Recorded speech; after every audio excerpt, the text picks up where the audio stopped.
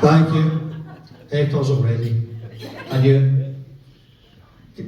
So, can I just start by saying, hello, Hydro? I can't hear you, hello, Hydro? That's good. So, what's happened there is that response you just gave for the next £100, Dean and Dave can edit that cheer onto the end of my speech. So that I'll look really good. So that's worked out quite well. So anyway, Rebecca McGregor. That's got a certain ring to it. I'll start by saying that, believe it or not, beneath this soft, fluffy exterior, well, it beats the heart of a very emotional guy. Tears and snotters watching the repair shop. That type of thing. So I may struggle through some of this. Can also say there seems to have been some confusion between the new Mrs. McGregor and myself. That she told me all I had to do was stand up for 5 minutes and do a speech, and I thought she said I had to do stand up for 5 minutes. So we'll see how it goes. So I've been told in the speech you take no more than 5 minutes, so strap yourselves in for the roller coaster ride. There's the next 15 minutes of truths, half-truths, downright made up for comic effect. You just have to decide which. So a quick introduction, as most of the room won't know who I am. So I'm Alan, more commonly known as Al, obviously the father of the bride. And this lovely creature here in the baby pink next to me is my lovely wife, mother of the bride morning. But while I was just so not used to this public speaking, Mark, the last time I spoke in front of this many people, I was actually given evidence in a murder trial. It was quite a sad case. It was a young couple, they hadn't been married long, it was a domestic, and it was an old firm game and his team lost. They'd only been married a matter of weeks, but the next old firm game isn't till August, so don't need to panic just yet, Bexy. So, but when they do play, you can stay with us that night. So, can I, on behalf of both families, extend the warmest of welcomes to you all on this very happy occasion, the wedding of Bex and Scotty. Can I also just say that it's been a great pleasure over the years to meet Scotty's nearest and dearest. It's been lovely to get to know you guys. So, but don't we all scrub it well? I'm glad to see the vast majority of you made an extra special effort, but for those who haven't, obviously you know who you are. Don't be surprised if you don't get invited to the formal photographs later. So, I've already learned that you shouldn't plagiarise a speech from the likes of Google or YouTube. You like that plagiarism? But my first joke was going to be the standard. It's been such an emotional day that even the cake's in tears. But calling the caterpillar and Connie, whose idea is that? That's a great idea. That's rude. But can I wholeheartedly thank you for coming along today. I know there's been a great deal of effort made by lots of you to get here to enjoy the celebrations. And a special mention to a few who've travelled from afar that I personally know of. So to all families from Northern Ireland and England. Orleans Muscle contingent. They're on the back there. My Aunt Christine and her daughter, my cousin Kirsty, who've 3,000 miles under their belt. And incidentally, my cousin Kirsty, the only blood relative in this whole room that I've got. Apart from obviously, hopefully, my 2 daughters. So,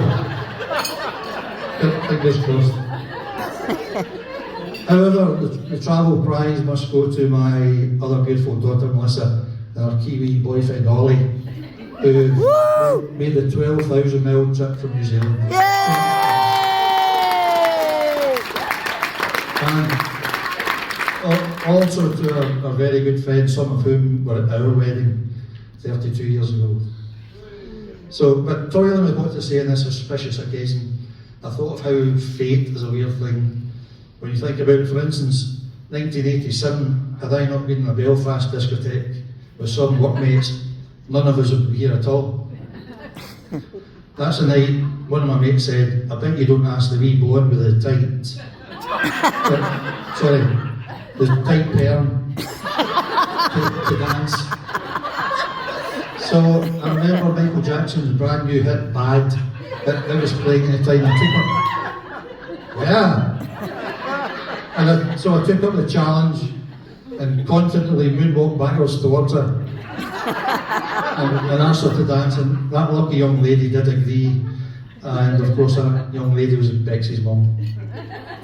Not only was I made up by winning the £10 bet, I knew that she was the one for me. Had she declined to dance, again fate, none of us would be here again.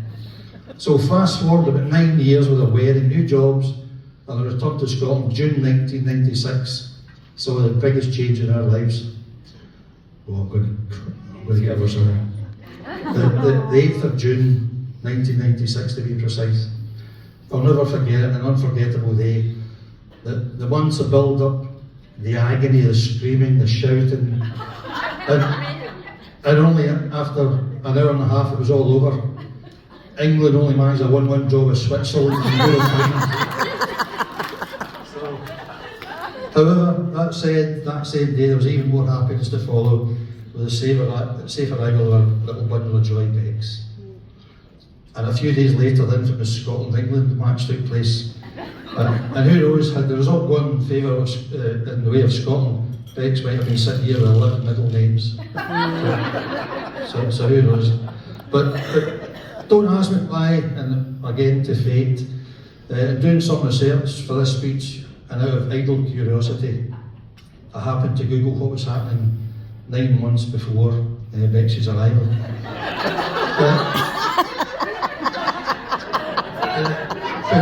It happened to coincide with the release of the Hollywood blockbuster Braveheart. That I remember taking Mo to one night.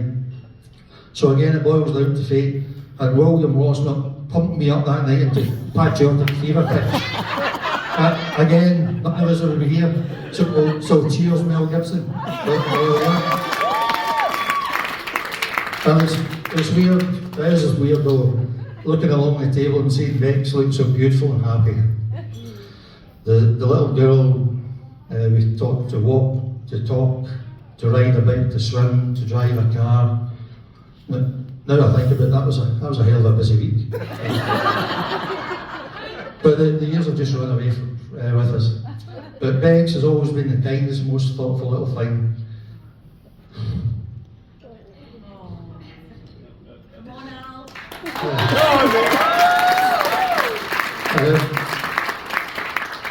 It was very evident from a young age that she put the thoughts of others before hers, and matured beyond her years. I knew this would happen to me. I've honestly struggled to come up with some entertaining naughty childhood exploits that Bex got up to, but Shirley was such a great kid. Perhaps just the one when she wanted to join the primary school orchestra. So at 10 she took up playing the cornet, and by half 10 her mum and I made sure she'd given up. But as with all children, they grow up all too quick, and before we knew it, Bex hit the dating scene. Not the disco scenario of her mum and dad's era, but the modern version of discos, more commonly known as Tinder, which the celebrant touched on and ruined half of my speech. But enter Scott is a fresh-faced young hopeful. Now again, back to fate, had Bex swiped left instead of right that particular day when browsing through potential suitors, then only half of us would be here today. And another groom possibly sitting there. But perhaps, who knows, even one a couple inches taller. I don't know. So they did, And I worried my wee girl, I worried about her venture out to discover the world that she'd been in the whole, a little home, went round about June and didn't really enjoy the party scene too much. So with some trepidation, we saw him and Scotty step out and away from Bex's familiar chef tune. They went out in Sturton one night for the first time, and I inquired with Bex as to how the date had gone. And she said, Dad, the arms of the chairs had tattoos. She then told me there had been a pub quiz, and the first question was, what are you looking at? But no, kidding of course, all joking aside, so much so that Sturton is now at home, and a great home they made together after lots of hard work and effort. The engagement then followed, but not before Scotty, in typical old-fashioned style, asked for permission to marry my firstborn. Of course, he got our blessing, here we are today. There could hardly have been a single person amongst us when we first caught sight of the stunning bride Bex walking down the aisle. And who didn't think that wee Scotty boy is soul punching? The most beautiful bride I've seen since her mum 32 years ago. And so many nice comments about the dress as well, but as I'm fed up telling people out with Scotland, we call it a kilt. But Scotty is such a great guy, and he settled in with us so well, and I'm now happy to call him Scotty son-in-law. To be honest, having spent 3 days with Scotty in Magaluf, watching him in high heels, if Bex hadn't snapped them up, I think I might have. But don't get me wrong, obviously he's not perfect. For example, it took Bex a few heated exchanges to convince him that they were not having the wedding list from the Rangers shirt. And on that note, the bride and groom, I know, are overwhelmed with the kindness and generosity shown to them with all the gifts they've received. And we got them a Zanussi fridge freezer. I can't wait to see their wee faces light up when they open it. Dad jokes. Now I know it's tradition for others to get comment about the bridesmaids and their speech, but can I just say it's genuinely so lovely to see the 3 girls looking so nice and carrying out their duties impeccably well. The 2 Lucys, one of whom has been Bex's bestie almost literally from birth. And also Bex's little sister, Melissa.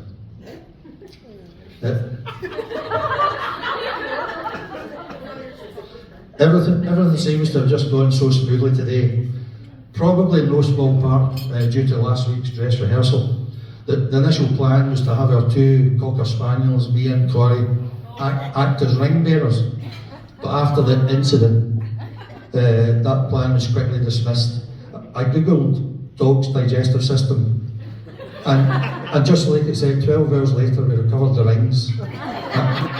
And for the actual day, we felt it safer for Ryan to hand over the rings on the day. But finally, folks, I hope you all have a ball tonight, a boogie, enjoy a drink, and help this lovely young couple celebrate their wedding day in style, as I know I will. So before I take my seat, I have one last task to perform, and it's a task that is both my honour and my privilege. So if you're able to stand, can I ask you just to stand for a toast to a happy couple? So, Scotty, Bex, your married life together has just begun, but if you have each other, you'll have all you ever need. I'm not finishing. Right. And this was stolen last night, by the way. May all sweethearts become married couples, and may all married couples remain sweethearts. To the bride and groom. Bride and groom. Thanks, folks.